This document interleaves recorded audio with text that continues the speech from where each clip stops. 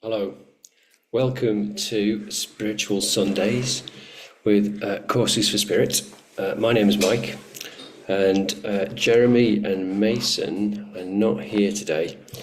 I think Mason's up a mountain, and Jeremy is probably somewhere in the woods. So today we're going to have a meditation and a brief. We won't be having a discussion, but I might talk about a few little things. And I think we're going to have a shorter session today because without the other guys here or any other guests, then because we can't have a discussion. So, and I'm live streaming today from Athens. Just come back from a lovely island. A little Greek island where I've been swimming and visiting various beaches and hired a moped, which I haven't driven. Haven't driven a scooter or a moped for quite some time, so that was exciting as I was with my partner Kiara. So for everybody who's tuning in, let's start with a meditation. And actually what I'd like to do is just talk about this hand position for a moment. So let me just make sure that you can see me. So, this is a position that, Christians, you see this in Christian churches all the time. And actually it's a really lovely way, no matter what faith that you're a part of or whether you don't have a faith at all, of bringing your attention to your heart, because your hands are resting in front of your heart, and then with your fingers pointing upwards, it's sending your direction. It's like sending energy up through from the heart, the throat, the third eye, and through the top of the head, and you're sending your attention kind of upwards. And we tend to associate upwards with inspiration, with something that we might consider to be divine or heavenly. And taking a breath with your hands in this position if you want to. Don't if you don't want to do it. And we're just going to take some settling breaths. So if you can, not everybody can because some people will have a blocked nasal passage. If you can breathe in through your nose, and take a deep breath and then out through your mouth.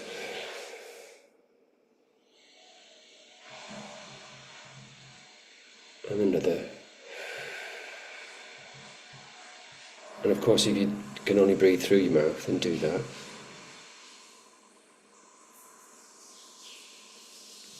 And out. And just taking a moment to settle. Bringing your attention, if it's scattered and it's out in the world, bringing it here to this moment.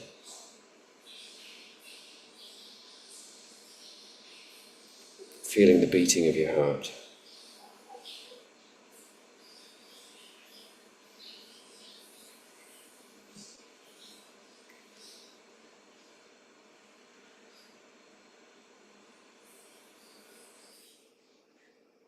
And now with your eyes open or your eyes closed, I'm going to keep my eyes open.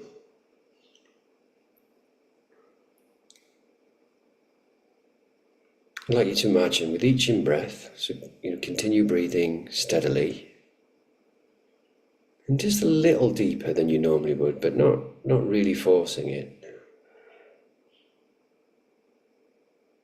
Bring your attention to the breath. Now, every tradition and every path, breathing in, breathing out. Every tradition, every path has breath work. Breath work's very popular now. Breathing in and breathing out. But you don't want to get the idea that it's something fancy or complicated or difficult, because we're all doing it. We're all breathing. And there are some wonderful breathwork practitioners and some very deep practices. But on its simplest level, as you become aware of your breath,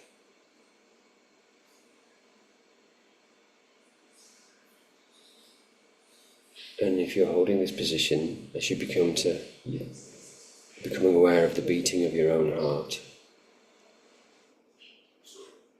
well, you're becoming aware of two of the most important things in your entire life.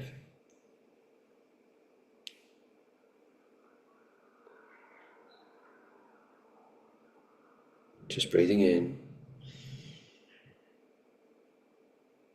breathing out, feeling the beating of your own heart.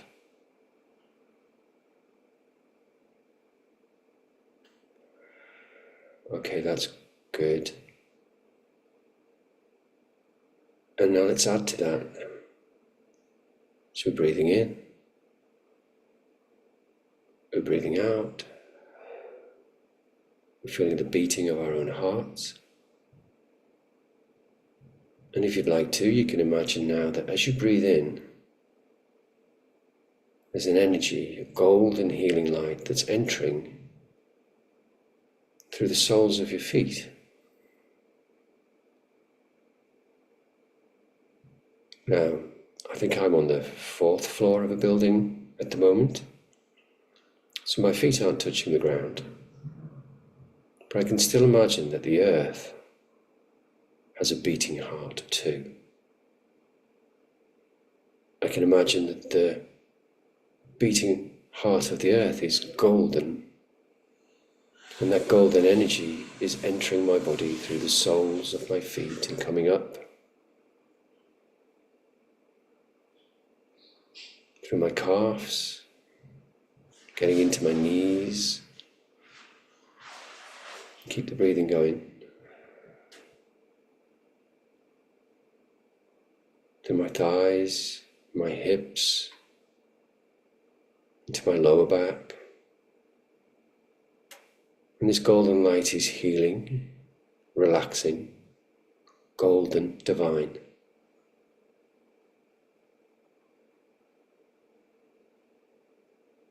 The earth herself, our mother, is sacred. She's sending healing energy up the spine, into the muscles of the stomach, in between the shoulder blades, into the shoulders, the neck, muscles of the neck now relaxing, head adjusting into a comfortable position. This golden light entering the facial muscles, muscles around the eyes, pooling in the space between the eyebrows. You might even begin to sense a point of light between the eyebrows.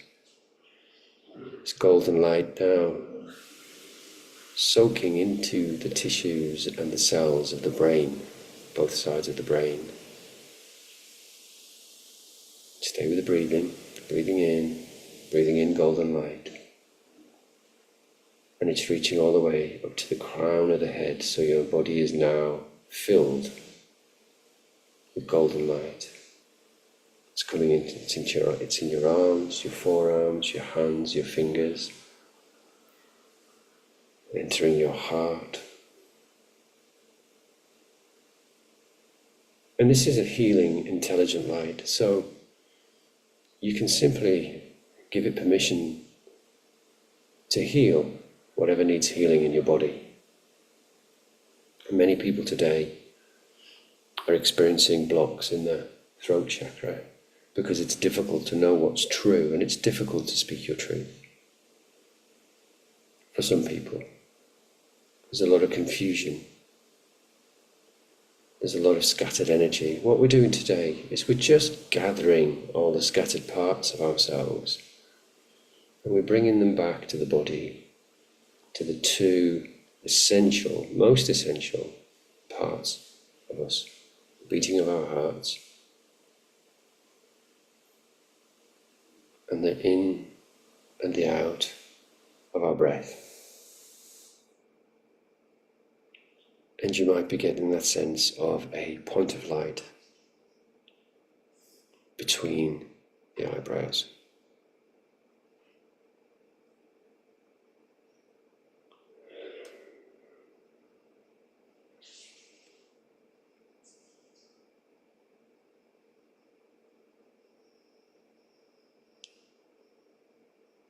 And there's no need, or there's no reason to stop this practice. This can be an ongoing practice. You can sit. I'm British, so I like to make a cup of tea and sit and breathe and look out the window if there's a window, and just breathe with nothing else that you need to do, nowhere that you need to go. Because the world is full of demands and contrasting events and difficult things that we have to deal with, life challenges, you could call it that, problems, other people. And we can really get into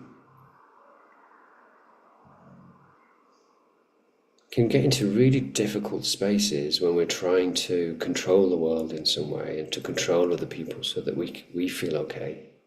And so it's important to make time for yourself where you can just be okay no matter what's going on.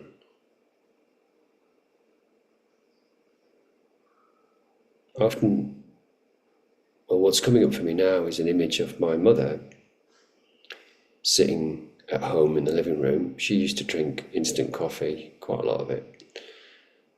She'd have a cup of Nescafe. Sorry, maybe I shouldn't be saying brand names, especially not Nestle. But that's what she drank. And she sat there and she would look out the window and she would look up at the sky and she'd look at the clouds passing. And I remember one time I was going through a really tricky time in my life, and this was really early on in my sort of spiritual change. And she said, Michael, just look up at the sky. If you're feeling down, look up at the sky. Very often, if the wind's blowing and you're not just under a cover of cloud, you'll see blue and you'll see apricot and you'll see plum. You can watch the sky as the sun rises, as the sun sets, and it's like a masterpiece that's just there, free for you to enjoy anytime you want to.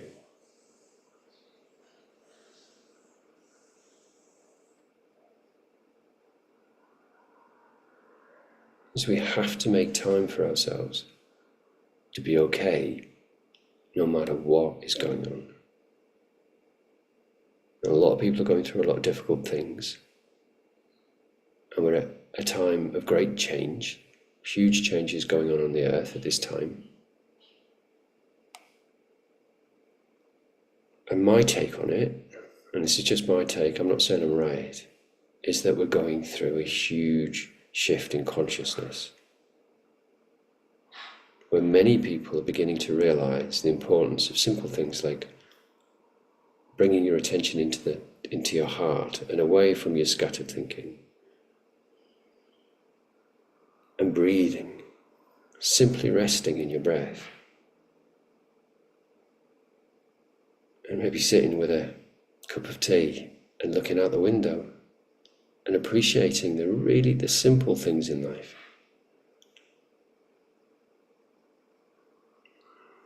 We've gone through a long period of materialism where we've been looking for our happiness in material things. And material things are important, but by themselves, as you've noticed, they don't cause lasting happiness. And yet you can sit and listen to a bird singing and feel the beating of your own heart and your own breath, and you can be happy. And if not happy, then maybe a sadness will well up inside of you. And that might be happening now, and that's okay. Let it come through you. Something that I didn't understand when I first started coaching people and working as a therapist was the role of the body. A very simple thing that many people are becoming aware of now is that one of the body's jobs is to communicate. If you don't have a body, it's very difficult to communicate, either verbally or through sign language.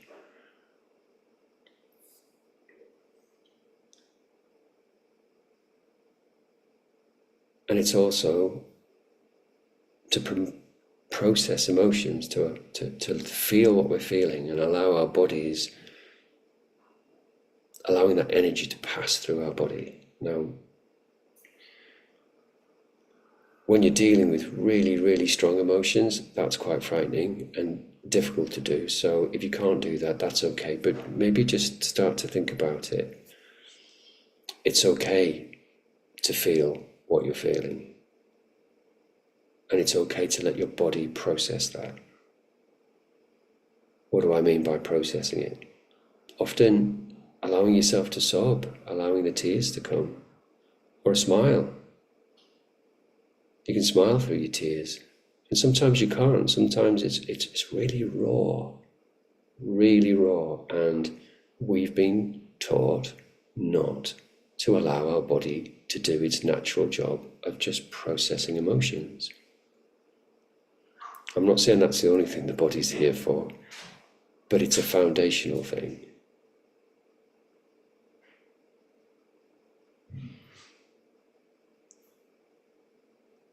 So, look, if you think about it, if you think of your body as an energy form, and from science we know everything's made out of energy.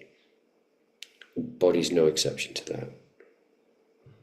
And if you think about what an emotion in the body is, well, that's energy running through the body. And where lots of us have done this, things have happened, we've not been able to cope with it, or we thought we weren't allowed to feel what we're feeling, so what do? We hold back. Right? So where do we store that?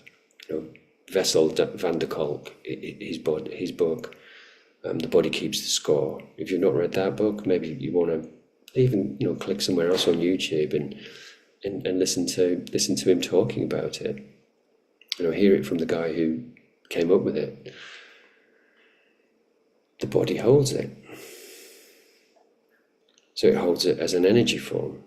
How does it hold the energy form? Well, it holds it in the tissues, in the tendons, in tension.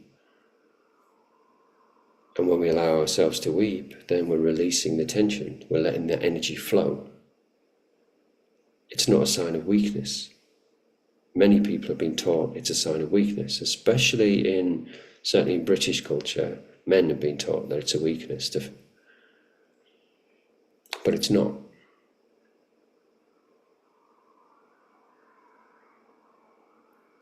It's just natural.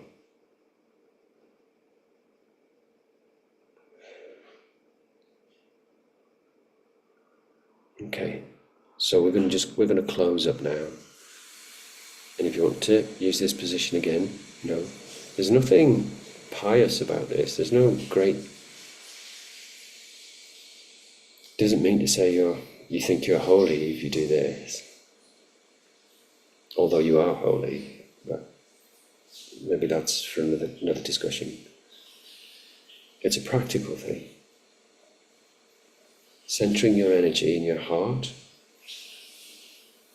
and in your breathing. Taking a deep breath. Releasing.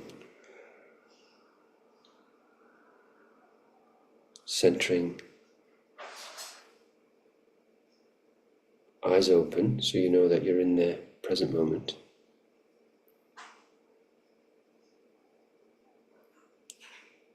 Just allowing yourself to be here now with whatever is here.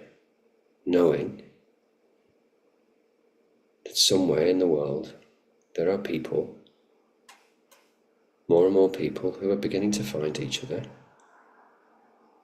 who want a better world, and are realizing they're under the broad umbrella of spirituality or self-development or knowing yourself on the deepest level. They're just words. It's just words.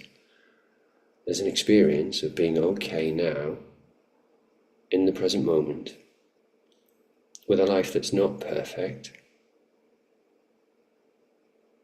where you haven't got everything sorted out, where you can be a bit of a mess, and you're making time every day just to feel okay with what is for a moment.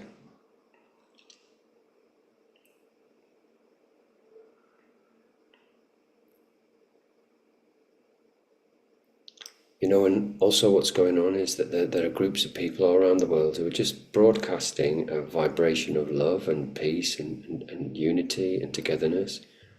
You know, and it's a real thing. It's rippling out. And I hope that you feel that you're receiving that now, because it's here for you. And when you're in a difficult place, I've been there.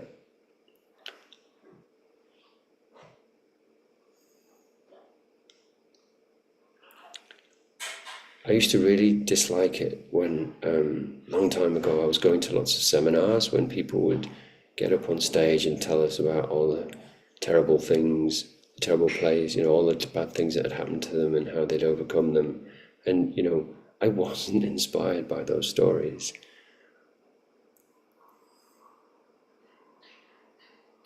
Because I was in that bad place, a difficult place, you know, disconnected from myself, feeling overwhelmed, feeling like I'd failed, feeling like my life was a waste of time, looking for answers.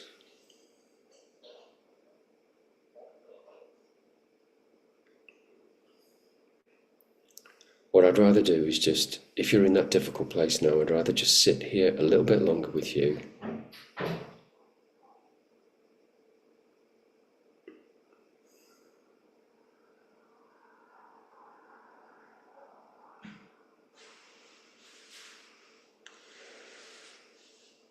And just to let you know that there are many of us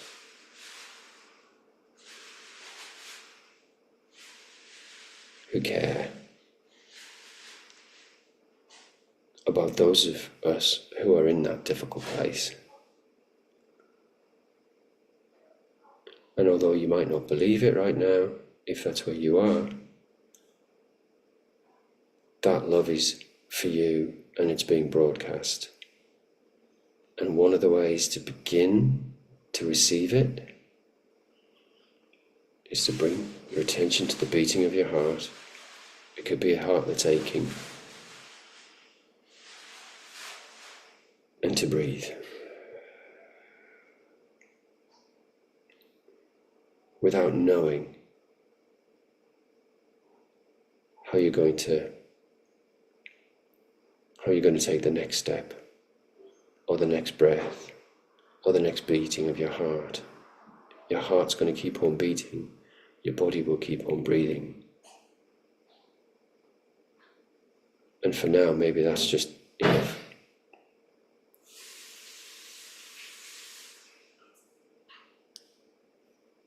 Okay.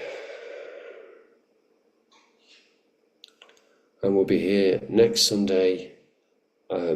Jeremy might be joining us, Mason might be joining us, we might have a guest, who knows, we don't actually know what will be happening. But just for you to know that there is love here for you.